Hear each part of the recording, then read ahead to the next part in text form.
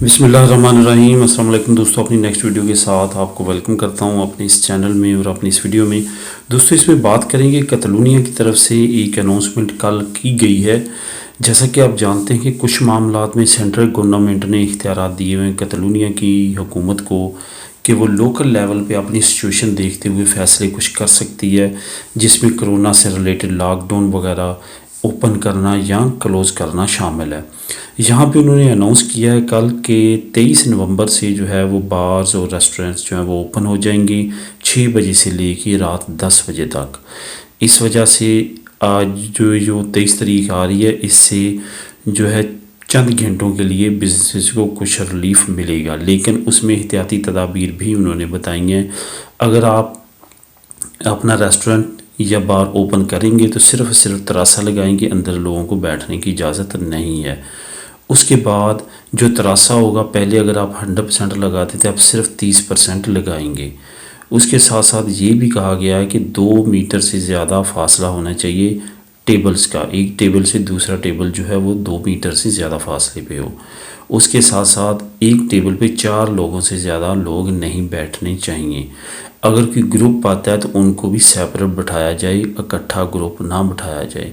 इन तमाम एहतियाती तदाबीरों पे अगर आप अमल करेंगे तो आपको इजाज़त मिलेगी। अगर आप चेकिंग के दौरान एक मरतबा भी इनमें से कोई एहतियाती तदाबीर में फ़ेल पाए गए तो आपको दोबारा लॉकडाउन में जाना पड़ेगा और आपका बिज़नेस क्लोज़ भी हो सकता है। इस वजह से ये एक तरफ तो अच्छी खबर है, दूसरी तरफ बैड न्यूज़ इस वजह से भी है कि हो सकता है वंस अगेन जो है केसेस बढ़ना शुरू हो जाएं, क्योंकि ये उसी वक्त इन्होंने ऐलान किया जब केसेस थोड़े से स्लो डाउन होने शुरू हुए हैं। कतलूनिया ने अपने कतलान सूबे को 4 फेज़ में डिवाइड करने का फ़ैसला किया है, 23 नवंबर से लेके 7 दिसंबर तक।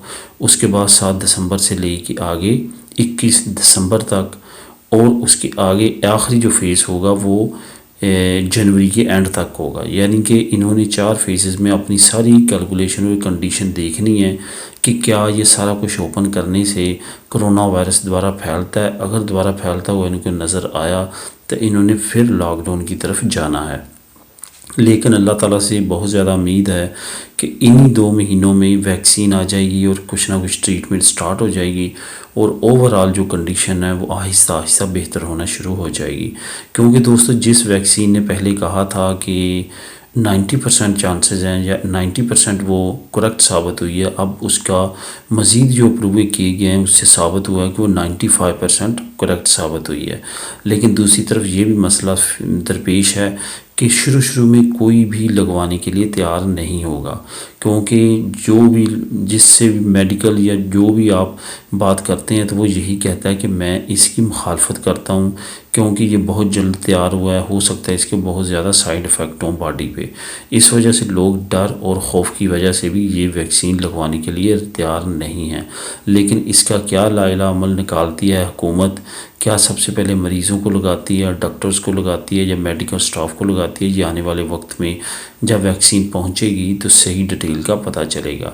फ़िलहाल यही है कि ज़्यादा से ज़्यादा एहतियात करें, ज़्यादा से ज़्यादा जो है वो ज़रूरी जो इक़दाम है उनका ख्याल रखें, जिस तरह मास्क पहनना, डिस्टेंस रखना, सैनिटाइज़र इस्तेमाल करना, इन तमाम चीज़ों का इस्तेमाल लाजमी करें और ज़्यादा से ज़्यादा ख्याल रखें अपना, अपनी फैमिली के लिए और अपनी कम्युनिटी के लिए। दुआ में याद रखिएगा। मिलेंगे नेक्स्ट वीडियो में नई इन्फॉर्मेशन के साथ। अल्लाह हाफिज़।